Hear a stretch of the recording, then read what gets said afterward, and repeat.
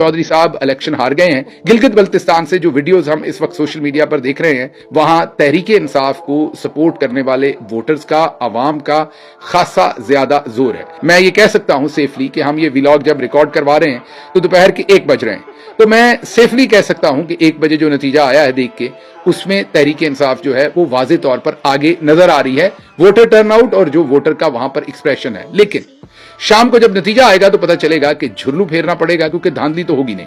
इतने voter turnout के साथ धांधली करना थोड़ा मुमकिन नहीं होता। लेकिन यह बात यहां पर याद रखिएगा कि चौधरी साहब की अकल को आपने 21 तोपों की सलामी देनी।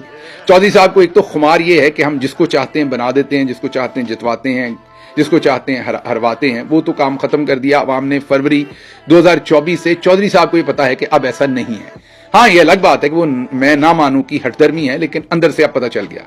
दूसरा खुमार ये है कि हम जो करते हैं मुल्की मफाद में करते हैं, और हम जो करते हैं हमसे ज्यादा अच्छे तरीके से और अकलमंदी से कोई और नहीं कर सकता।